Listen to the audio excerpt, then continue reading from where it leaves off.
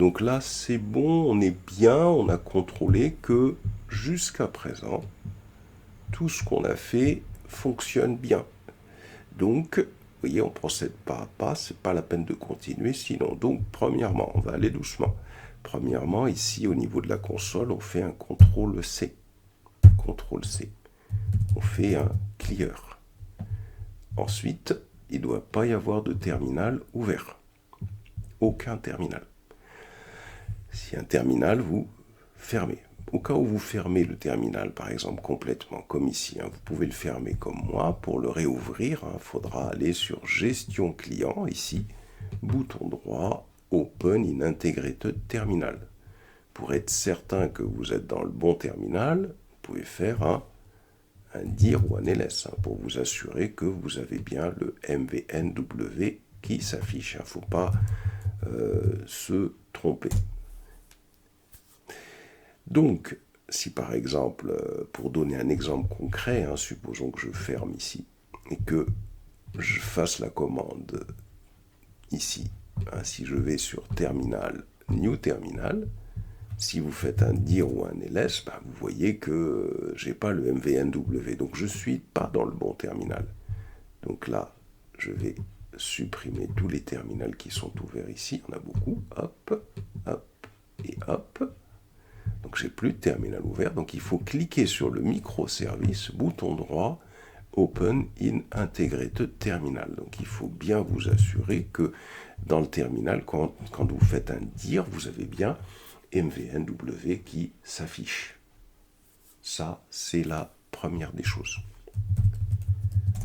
Je fais un clear. Alors, une fois que j'ai fait ça, je vais ici aller sur le repository. Je ferme ici client Java, je vais sur repository. Je fais bouton droit sur repository et je vais créer le repository. Donc pour ça, je vais faire un new Java file class et je vais l'appeler, cette classe-là, client repository. Client repository. Vous validez. Une fois que j'ai fait ça, je vais utiliser tout de suite la notation @repository. Hop, comme ça, j'ai l'import qui va se faire à ce niveau-là. Donc là, j'ai ma classe client repository et cette classe repository n'est pas une classe, c'est un interface. Donc pour changer, c'est pas un problème, vous faites interface ici, tout simplement.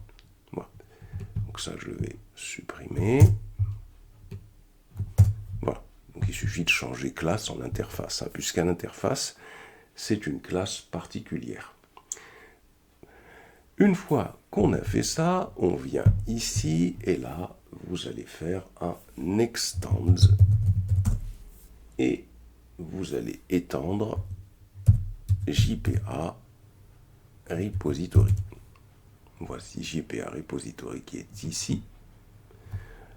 Vous allez faire de la programmation générique. Alors JPA repository, c'est quoi la programmation générique? C'est-à-dire que ici, dans les crochets qui sont ici, je vais indiquer l'entity qui va être gérée dans la classe JPA repository qui est ici.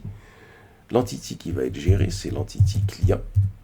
Et, virgule, je vais définir le type de l'idée du client. Le type de l'idée du client, si vous retournez sur client.java, vous voyez que le type, c'est le type long qui est ici.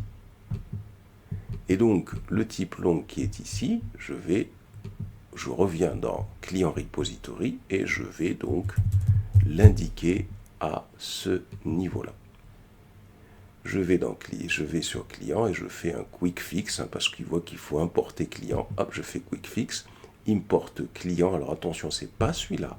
Il faut importer la classe client parce que vous voyez, il fait plusieurs propositions. Là, il faut importer la classe client que nous on a créée dans com.parcauto.gestionclient.entity. Vous voyez, il faut vraiment s'assurer que c'est celle-là. C'est la classe qu'on a créée dans entity. Donc là, on a public interface. Un interface, ça va permettre de définir des méthodes qui seront vides. C'est ça un interface. Des méthodes qui vont être abstraites en fin de compte. Cette interface s'appelle client repository. Il étend, ça c'est l'héritage, la classe JPA repository. Et cette classe repository, c'est une classe générique. On est dans la programmation générique. Comme là, ce qu'on souhaite faire, c'est que cette interface gère les opérations crudes sur l'entity client. On indique l'entity client et on indique ici le type de l'idée de la classe client. Voilà, il faut juste bien comprendre la démarche et la méthode.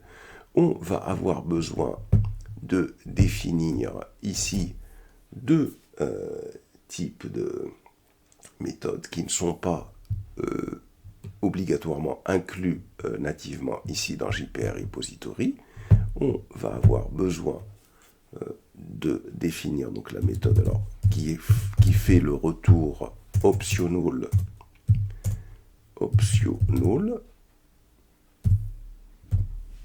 un crochet, optional client. Et plus loin, donc ce sera un find by email. On va commencer par l'email, parenthèse ouvrante. Et donc cette méthode-là, elle a pour paramètre un paramètre de type string que je vais appeler email. Point virgule. Optional, il faut aller faire l'import avec Java Util. Voilà, donc je définis une méthode qui s'appelle findByEmail. FindByEmail qui va prendre comme paramètre un email et qui me renverra le client correspondant à l'email, mais s'il n'est pas trouvé, ce client-là, ce sera nul. C'est pour ça qu'on met optional ici. Et puis je vais faire la même chose pour le téléphone.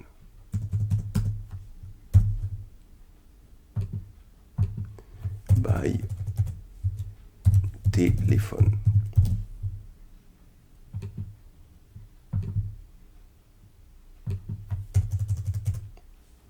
Téléphone. Voilà. Alors souvenez-vous, comment est-ce que je construis comment un string ici, attention, find by téléphone string, problème avec le clavier là, voilà. Donc souvenez-vous, pour construire les méthodes ici, il suffit juste de se rappeler find by email, ça correspond à un select étoile from client. Quand on interroge dans la base de données, where email est égal à 2.email. Pourquoi il faut le savoir? Ça, c'est parce que vous aurez peut-être à créer d'autres méthodes. Donc il faut savoir que la règle, c'est ça. C'est-à-dire que déjà, il faut savoir écrire la méthode. Il faut savoir que le select étoile from client, c'est ça qui va correspondre au find by. Et puis, on recherche par email. Donc, c'est en fonction du nom du champ. Et ici, string email, ça correspond au paramètre qui est ici. Et donc, quand on comprend la règle, on sait comment construire des choses qui sont un peu plus complexes. Voilà, on a terminé pour le repository.